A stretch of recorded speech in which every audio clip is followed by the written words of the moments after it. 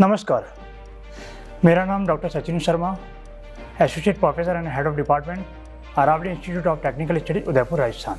First of all मैं ज्ञान मंच को बहुत बहुत धन्यवाद ज्ञापित करना चाहूँगा। उन्होंने आज मुझे अपनी कहानी यानी कि मेरी कहानी को यहाँ पर बताने का मौका दिया है। तो मेरी कहानी की शुरुआत ये है कि मैं यहाँ जो PhD डॉक्टरेट हूँ वह कैसे बना आपको बताना चाहूँगा। सबसे पहली बात, जब मेरी शुरुआत हुई थी तो बहुत गरीबी से निकला मेरा सफ़र। मेरे पिताजी माताजी बहुत गरीबी हमने देखी। समय इतना गंभीर था कि हमें नहीं पता था कि मैं यहाँ तक पहुँच पाऊँगा। कहानी ऐसी थी कि आपको भी विश्वास शायद ही होगा, लेकिन आपको विश्वास करना पड़ेगा। कारण ज्ञान मंच के माध्यम से मैं यहाँ तक पहुँचा। तो इससे सबसे पहली शुरुआत मेरी ये हुई कि एक समय ऐसा था कि मुझे नहीं पता था कि मैं इंजीनियरिंग कर पाऊँगा। ऐसा लगा कि मैं BCA करूँगा। मेरे फादर ने कहा कि देखो सचिन, पैसे नहीं है, रुपए नहीं है, तो इस समय आप BCA कर लीजिए, आगे समय देखेंगे। लेकिन समय बदलता गया। मन का जो मानस मैंने ठान लिया मुझे करना था, वो मैंने करा। लेकिन उसके पीछे मेरे पिताजी का साथ था, आशीर्वाद था बड़े बुजुर्गों का, गुरुजनों का। तो इंजीनियरिंग करने के बाद धीरे धीरे समय बदलता गया और मैं यहाँ तक पहुँचा। लेकिन आज मैं आपको एक और चीज़ बताना चाहूँगा। जो हमने समय देखा उसको मैं अपनी कहानी से बताऊंगा, लेकिन उससे पहले मैं थोड़ा सा हटकर पॉइंट कुछ आपको बताना चाहूँगा। मैं इस समय देखता हूँ कि जो सुसाइड के केस मार्केट में चल रहे हैं या इस समय वर्ल्ड में या इंडिया में हम देखें तो तनाव, स्ट्रेस, बहुत सारी चीज़ें हैं। सबसे पहला एग्जांपल मैं आपको बच्चों के लिए कहूँगा। जितने भी पेरेंट्स हमारे अपने बच्चों को बाहर भेजते हैं, भले आप कोटा के हैं या कहीं भी बाहर अदर सिटी में भेजते हैं, तो वहाँ पर पेरेंट्स उनको पेरेंट्स को लगता है कि मेरा बेटा इंजीनियर, डॉक्टर या कोई IAS या RAS अधिकारी बनेगा। लेकिन परिणाम कुछ और होता है।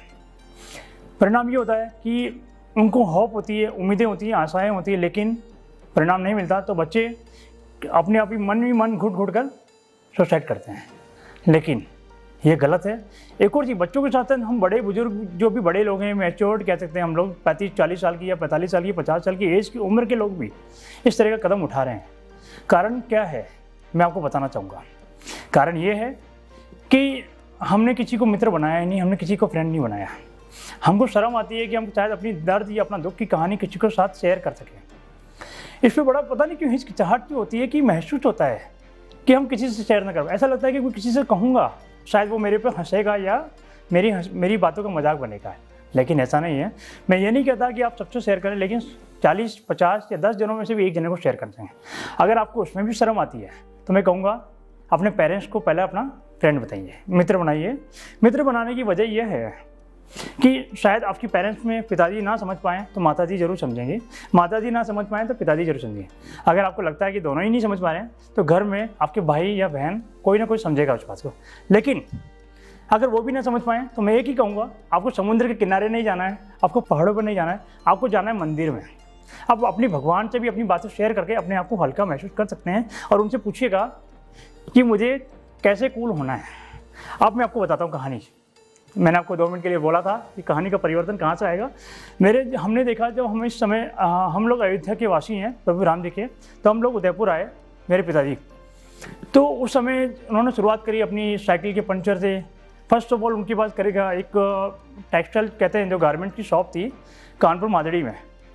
तो उस समय ऐसा आया कि भोलेपन में और सब दिवालिया हो गए। दिवालिया होने के साथ साथ गरीबी आ गई। गरीबी साथ साथ ऐसा हुआ, बच्चों को पढ़ाने के लिए तो दूर की बात है, खाने के लिए भी दाने दाने के मोहताज हो गए। समय बदलता गया। लेकिन उस समय मेरे पिताजी भी बिल्कुल इस तरह से ऐसे हो गए थे कि कुछ ही उनके पास कदम था सुसाइड करने के अलावा। अगर मैं आज की समय को लेकर उस समय में जाऊँ तो वो समय कदम होता आपको सुसाइड करने का। लेकिन उन्होंने ऐसा नहीं किया। उनको ये लगा कि मेरे पीछे मेरी फैमिली है, मेरे बच्चे हैं। उन्होंने हिम्मत नहीं आ रही और आज करते करते मैं यहाँ तक पहुँचे और मैं आज आपके सामने खुद बैठा हुआ हूँ। लेकिन एक ही शॉर्ट में इसको समझाना चाहूँगा आपको, कभी भी कोई ऐसे कदम ना उठाएं। आपके पीछे आपके पेरेंट्स हैं। आप बॉलीवुड सेलिब्रिटी में देखिए कितने सारे रोज़ आए दिन केस आ रहे हैं। सुशांत सिंह राजपूत का भी आपको केस पता है। ऐसे बहुत सारे केसेज हैं। बच्चे हैं, आपके एक्टर्स हैं, भले पॉलिटिशियन हैं, बहुत सारी चीज़ें हैं। तो मेरा कहना है कि एक बार आप कदम उठाने से पहले अपने पीछे देखें, बैक साइड में आपके बैक सपोर्ट में आपके पेरेंट्स आपका इंतजार कर रहे हैं। आपकी वाइफ हो सकता है, आपके हस्बैंड या बच्चे, कोई ना कोई आपका इंतज़ार कर रहा होगा। तो कृपया करके मेरा एक ही सुझाव है, आपको सलाह दूंगा, कोई भी गलत काम ना करें, ना ऐसे कोई सुसाइड अटेम्प्ट करें। और एक और चीज़ कहूँगा, मेहनत करें, मेहनत के आगे बढ़ें, आगे बढ़ेंगे, हिम्मत कभी हारे ना। और एक और चीज़ लास्ट में आपसे इस शब्द कहूँगा, देखिए समय और उतार चढ़ाव परिस्थितियाँ एक जैसी नहीं रहती, हमेशा चेंजेस आते रहते हैं, परिवर्तन लाइफ में, ज़िंदगी में, क्योंकि ज़िंदगी का असली नाम जो है उतार और चढ़ाव। सो मैं यही कहूँगा, आप मेहनत करें, आगे बढ़ें। और इसी के साथ मैं मेरी कहानी को यहीं समाप्त करता हूँ। जय हिंद।